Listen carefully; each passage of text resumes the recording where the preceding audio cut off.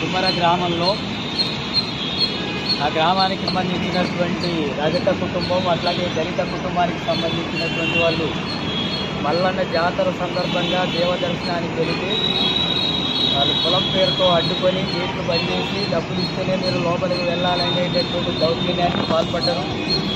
కులం పేరుతో దూషించారు. అట్లాగే వాళ్ళని మమ్మల్ని ఎందుకు రానివ్వరు అని చెప్పి అడిగినందుకు మహిళలను కూడా చూడకుండా దాడులు చేశారు. వాళ్ళ బట్టలు కూడా ఇచ్చారు. ఇలాంటి దారుణమైనటువంటి ఘటనలు జరుగుతుంటే తమ్ముడు గణేష్ అడ్డుకోవడానికి వెళితే ఆయన రూమ్లో బంధించేసి చిత్రింతలు తిరిగేశారు. ఈ దారుణమైన ఘటన జరుగుతుంటే 2 నెలల పసిగుడ్డను వాళ్ళ కాళ్ళ ముందు చేసి వేడుకొని క్షమించండి వదిలేయండి అని అడుక్కున్నా కూడా ఆ పసిబిడ్డను కూడా కాలుతో తన్ని ఆ ఘటన జరిగితే ఆ పసిబిడ్డ చనిపోవడం అయినటువంటి ఘటన జరిగింది. ఇంత దారుణమైనటువంటి ఘటన జరుగుతుంటే పోలీసులు బాధితుల తరఫున కాకుండా దాడి చేసినటువంటి వాళ్ళ పక్షాన ఉండి బాధితులపై కేసులు నమోదు చేశారు. అట్లాగే వాళ్ళని ఆదుకునేందుకు ఎలాంటి చర్యలు తీసుకోలేదు. ప్రధానమైనటువంటి గ్రామ సర్పంచ్ అయినటువంటి రామరెడ్డిని ఇప్పటివరకు అరెస్ట్ చేయలేదు, 4 అరెస్ట్ చేయలేదు. అందుకనే సిపిఎం పార్టీకి ఈరోజు డీజీపీ గారిని కలవడం జరిగింది.